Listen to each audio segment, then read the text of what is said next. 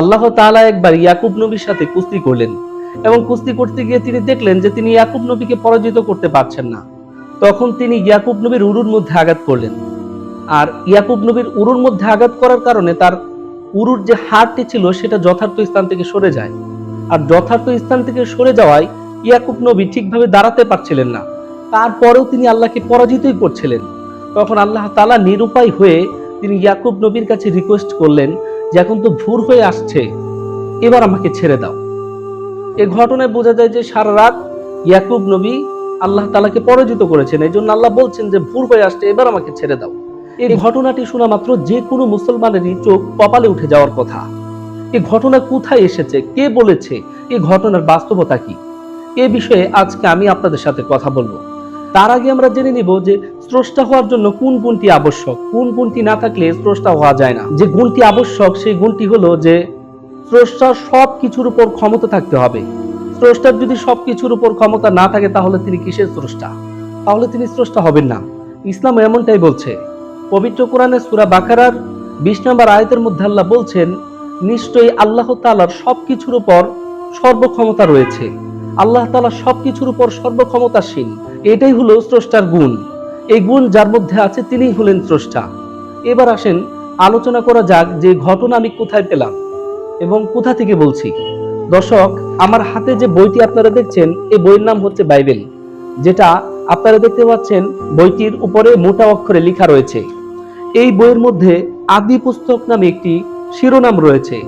এই শিরোনামের আপনার 32 নম্বর অধ্যায়ে একটা শিরোনাম পাওয়া যায় যেখানে লেখা যে যাকবের সঙ্গে কুস্তি।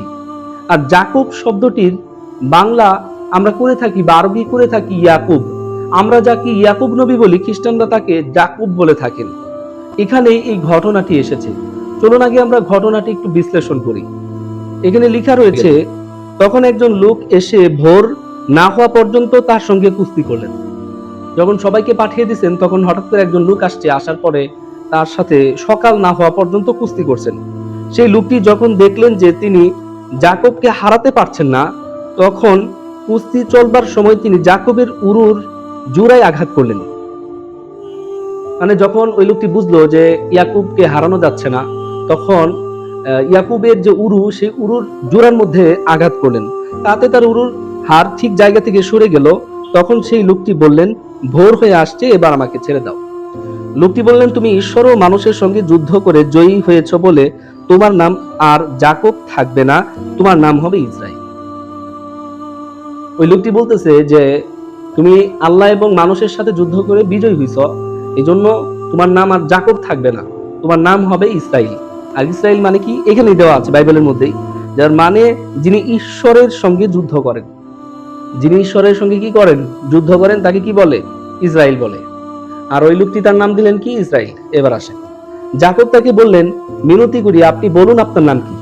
এবার যাকব বলতেছে যে আপনার নাম কি? ইয়াকুব নবী বলতেছে যে আপনার নাম কি? তিনি বললেন, তুমি আমার নাম জিজ্ঞেস করছো কেন? এ কথা বলেই তিনি যাকবকে আশীর্বাদ করলেন।